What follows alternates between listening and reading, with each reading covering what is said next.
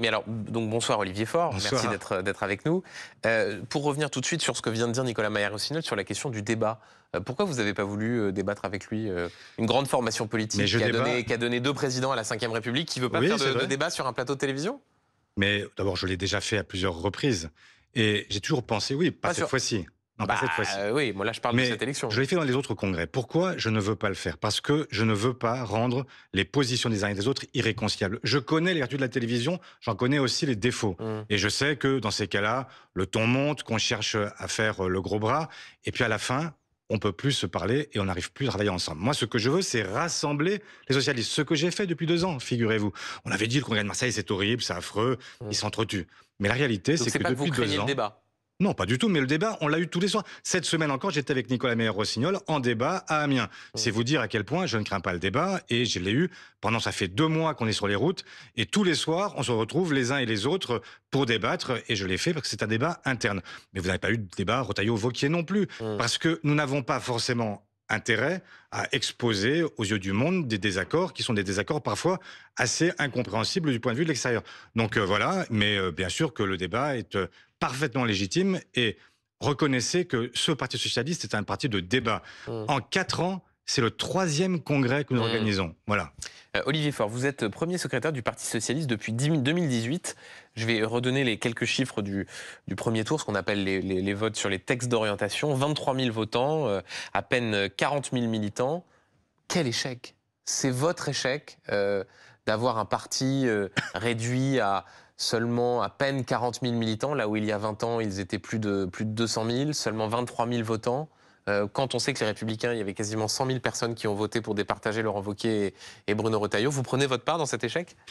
Mais d'abord, je vais commencer par vous dire que les règles sont différentes. Si on avait accepté l'idée que tout le monde peut voter en adhérant la veille, nous aurions certainement eu des milliers de militants supplémentaires. Il y avait des règles aussi pour les Républicains de date butoir pour pas du voter. tout. La règle, c'était 15 jours avant. Non. Et vous pouviez, c'était quelques jours avant. Sur les Républicains. J'en ai parlé avec eux, ils m'ont dit quelles étaient leurs règles. Chez nous, c'est 6 mois de cotisation. Enfin, c'est 6 mois pour arriver à être votant, et c'est des cotisations, et c'est pas des cotisations mineures.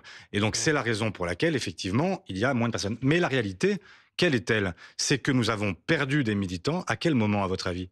Quand je suis arrivé, moi? Non.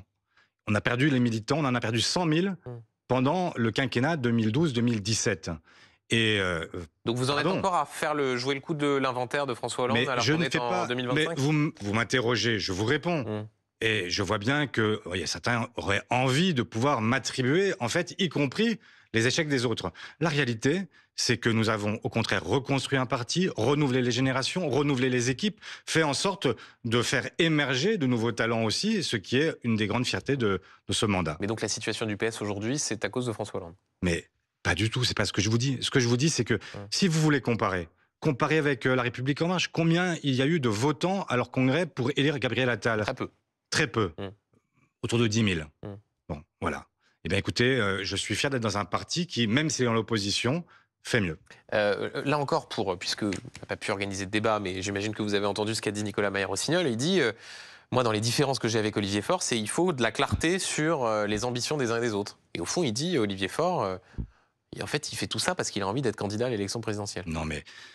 Bon, écoutez, moi je veux bien entendre ces débats qui n'ont aucun sens pour les gens qui nous regardent. La réalité, c'est qu'aujourd'hui, les socialistes, les communistes, les écologistes, les ex-insoumis, Raphaël Glucksmann, aucun d'entre nous n'est en mesure de prétendre à quoi que ce soit.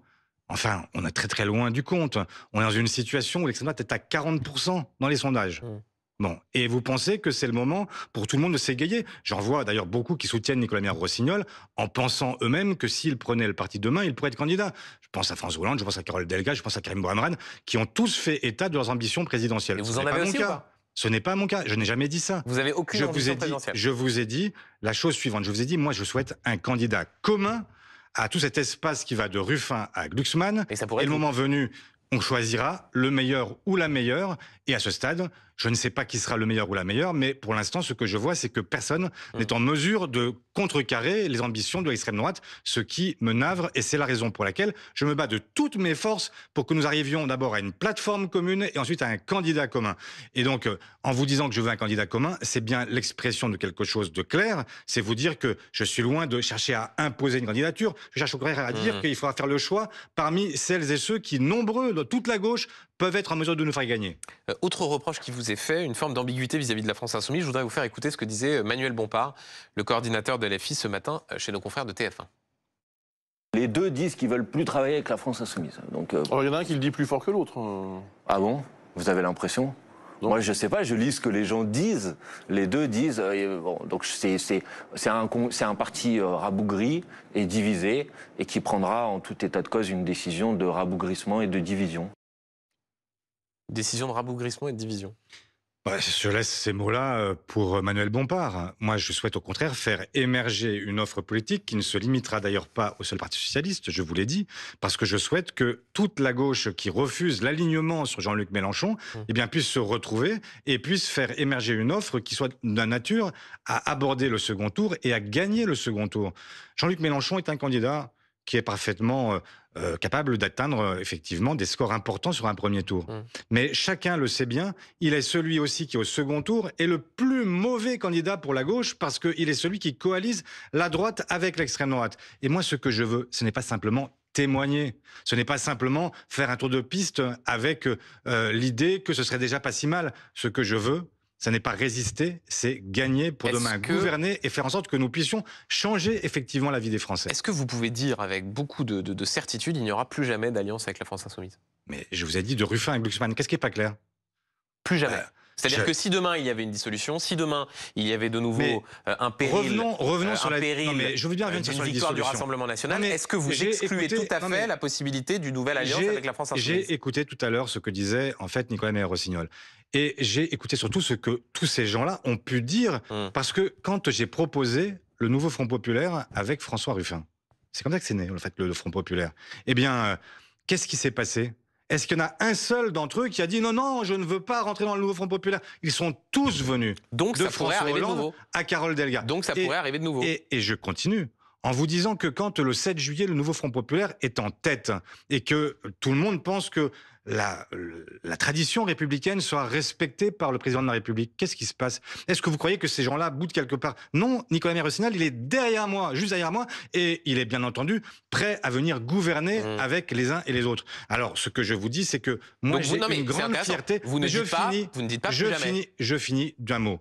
En vous disant que si je suis face à l'extrême droite, comme c'était le cas au mois de juillet, il y avait une possibilité pour l'extrême droite de gagner. Et grâce au Front Populaire, puis grâce au Front Républicain, nous avons conjuré cette perspective-là. Je n'en ai aucun remords. Au contraire, j'en suis fier. Et donc, je le dis, je me battrai toujours face à l'extrême droite et je ferai toujours tout ce que je peux pour éviter à la France ce cauchemar. Un mot encore avec vous, Olivier Faure. Vous avez reproché à Bruno Retailleau, le ministre de l'Intérieur, d'être responsable, je cite, d'un racisme d'atmosphère. Est-ce que vous considérez qu'il y a un racisme systémique en France ? Je ne dirais pas qu'il est systémique, je dirais qu'il est très important et que malheureusement, il y a des gens qui flattent ces sentiments. Et il suffit de reprendre toutes les déclarations de Bruno Retailleau depuis des années pour voir qu'il a à chaque fois cherché à lier immigration et insécurité, qu'il a cherché à dire, y compris parfois, qu'il y avait même des régressions ethniques de la part de ceux... Bruno Retailleau ? Je ne dis pas qu'il est raciste, je n'en sais rien.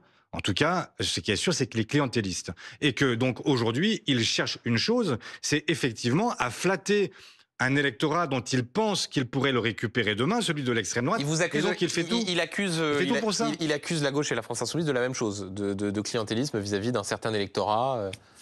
Prouvez-moi que je suis clientéliste et je suis prêt. C'était pas vous, j'indiquais la réponse que faisait Bruno Retailleau. Mais qu'il me prouve en quoi je serais clientéliste. Moi, je n'ai jamais cherché à flatter quiconque. Et quand je dois dire la vérité à quelqu'un sur son comportement, je le dis. Je ne suis pas à chercher à lier tel ou tel comportement à telle ou telle ethnie ou religion. Ça n'est pas mon cas. Donc, je ne vois pas en quoi je pourrais être accusé de clientélisme et ni même, je ne défends jamais quiconque alors même qu'il est coupable. Donc, ça me paraît évident. En fait, j'ai encore une autre dernière question. Eh bien, allez-y. Pour un parti progressiste comme le Parti Socialiste, est-ce que c'est dommage que les deux candidats à la tête du parti, et il y avait d'ailleurs Boris Vallaud juste avant, soient tous des hommes ? Oui, c'est dommage. C'est dommage. Mais reconnaissez aussi que nous avons aussi eu une femme comme première secrétaire, une très belle, Martine très Aubry, grande ouais. première secrétaire, Martine Aubry. Nous avons eu 2 candidates à l'élection présidentielle. C'est pas le cas de tout le monde. Bon, donc la prochaine fois, Peut-être, vous, la peut-être prochaine la fois, vous prochaine laisserez votre fois. place à une femme. Mais c'est bien possible. Merci beaucoup, Merci à Olivier vous. Faure, d'être venu nous voir ce soir dans Tout le monde veut savoir.